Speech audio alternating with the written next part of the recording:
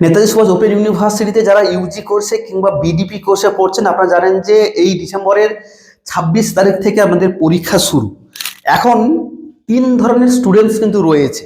Number one হচ্ছে যারা প্রথম থেকে খুব ভালো করে পড়েছে ডেডিকেটেডলি, 2 নম্বর হচ্ছে যারা কিছুটা পড়েছে, আর 3 নম্বর হচ্ছে যারা একেবারে পড়া শুরু করেন।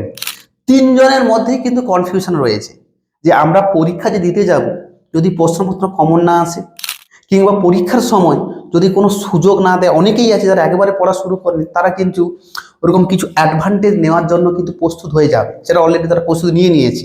এবার অনেকেই আছে যারা পরীক্ষা সেন্টারে তাদের বন্ধুদের কাছ থেকে বা আপনার কাছ থেকে কিছু হেল্প নেবে। কিন্তু এই জায়গাটায় মস্ত বড় প্রশ্ন, সত্যি কি টিচার কিছুটা হলেও অ্যাডভান্টেজ দেবে? যদি অ্যাডভান্টেজ দেয়, কোন সময় অ্যাডভান্টেজ দেবে? যদি অ্যাডভান্টেজ নিতে গিয়ে যদি ধরা পড়ে যায়, তাহলে কীরকম কেস খাওয়ার সম্ভাবনা রয়েছে বা কীরকম পরিস্থিতির মধ্যে হলে আমি বুঝতে পারবো যে অ্যাডভান্টেজ নেওয়া যেতে পারে। আসুন আজকের ভিডিওতে ডিটেলসে এইরকম তথ্যগুলো আপনাকে দিই। এই ভিডিওটা কিন্তু আপনাদের পক্ষে খুব হেল্পফুল হবে, এটাকে প্রথম থেকে শেষ পর্যন্ত দেখবেন। দেখুন, প্রথমেই আমি বলে দিচ্ছি, আপনি যে পরীক্ষা দিতে যাবেন, যখন আপনি প্রশ্নপত্র পাবেন, আপনি কোশ্চেনগুলোকে আপনি 3টা ক্যাটাগরিতে ভাগ করে নেবেন। কোশ্চেন তো ভাগ করলে হবে না, আপনি টাইমটাকে ভাগ করে নেবেন। নাম্বার ওয়ান হচ্ছে আপনি এইটা ভাগ করুন যে ফার্স্ট হাফে ফার্স্ট 1 আওয়ার, 1 ঘন্টায় আপনি কি করবেন, সেকেন্ড হাফে সেকেন্ড 1 আওয়ার আপনি কি করবেন, এবং লাস্ট পার্টে রিমেনিং যে সময়টা আছে, টাইমটা রয়েছে, সেটা আপনি কি করেন। আসুন প্রথমের দিকে আপনাকে 3টা স্টেপ পরপর করে বোঝাই, আপনি কিন্তু ধৈর্য ধরে বিষয়গুলো দেখবেন। প্রথম হচ্ছে যে ফার্স্ট আওয়ার, প্রথম যে ঘন্টাটা, এখানে কিন্তু কোনোভাবেই কোনো কিছু করা যাবে না, আপনার ওন ক্রিয়েটিভিটি এখানে লাগবে। অর্থাৎ আপনি যদি ভালো করে পড়াশোনা করে থাকেন কিংবা নাও পড়ে থাকেন কিংবা কিছুটা পড়ে থাকেন, এখানে যে কোশ্চেনগুলো আপনার আসবে জানা আছে, সেগুলো কিন্তু প্রথম থেকে আপনাকে নামাতে হবে। এখানে এমন নয় যে কোনো কিছু অ্যাডভান্টেজ যদি দেয়, সাপোজ যদি দেয়, তাতে প্রথম থেকে আপনি অ্যাডভান্টেজ নিতে পারবেন, এটা কিন্তু কোনোদিনই ভাববেন না। আপনাকে ডেফিনেটলি এই জিনিসটা মাথায় রাখতে হবে, যদি আপনি অ্যাডভান্টেজ নিতে চাইছেন, তাহলে কিন্তু কিছুটা হলেও আপনাকে পেশেন্স রাখতে হবে। আসলে ফার্স্ট আওয়ারে আমি বলে দিই যে কোশ্চেনগুলো আপনার পুরোপুরিভাবে ডিটো কমন পড়েছে, সেই কোশ্চেনগুলোকে আপনি নামিয়ে দিন। ফার্স্ট অফ অল হচ্ছে যে কোশ্চেনগুলো আপনার জানা আছে সেগুলো নামিয়ে দিলেন। নামানোর জন্য আপনাকে 3টা ক্যাটাগরিতে আপনি ভাগ করবেন, 3টা পার্টে ভাগ করবেন অ্যান্সারগুলোকে। নাম্বার ওয়ান হচ্ছে প্রথমে ইন্ট্রোডাকশন, 2 নম্বর হচ্ছে বডি, 3 নম্বর হচ্ছে কনক্লুশন।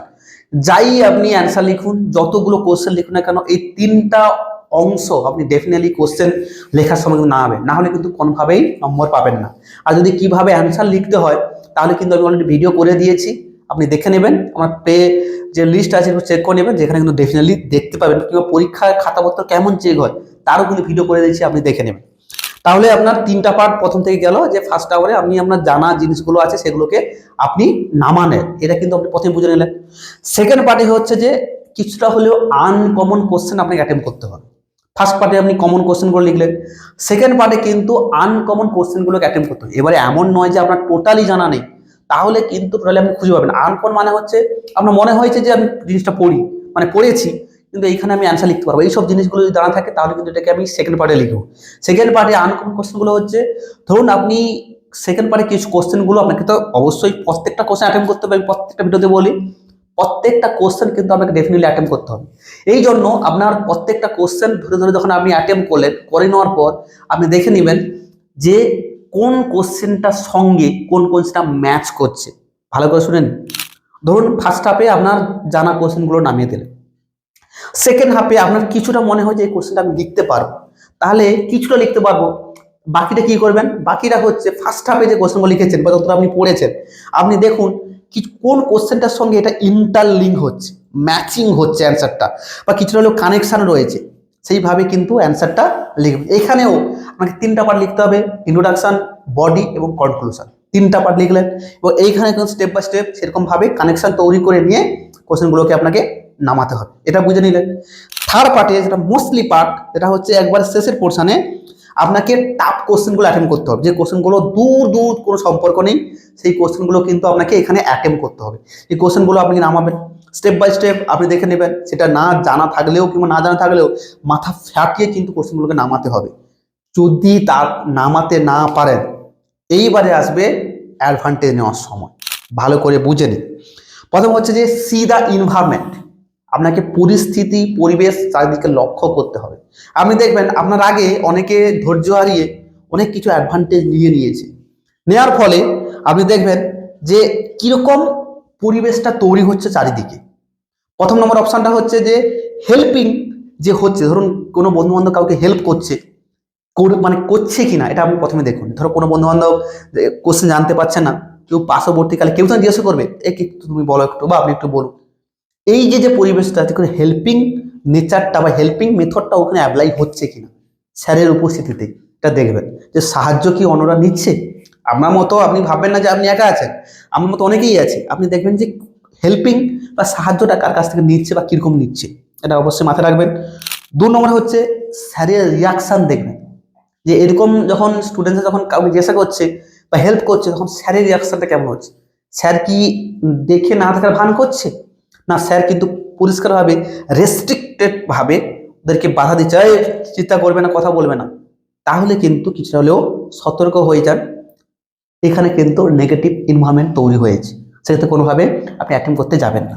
সেকেন্ড, থার্ড হচ্ছে রানিং গার্ডের কি পসিবিলিটি দেখুন। আপনি যখন 2 ঘন্টা 3 ঘন্টা পরীক্ষা দিয়ে দিলেন, পরীক্ষা দেওয়ার পর আপনি দেখবেন যে বাইরে থেকে কোনো কি স্যার বারবার করে আসছে, ভিজিট করছে বা কোনো কিছু বলছে, এরকম যদি হয়ে থাকে তাহলে কিছু সতর্ক হয়ে যাবেন, ওই সময় কোনো কিছু করবেন না। যদি বারবার যাওয়া আসা করে, আপনি দেখলেন যে প্রথমে একবার এসেছিল, আবার শেষে একবার আসতে পারে, তাহলে কিন্তু যখন যে গার্ড দিচ্ছে সেই স্যার যদি আপনার পক্ষে থাকে, সাপোর্টে থাকে, তাহলে কিন্তু কিছু হলেও অ্যাডভান্টেজ আপনি নিতে পারেন।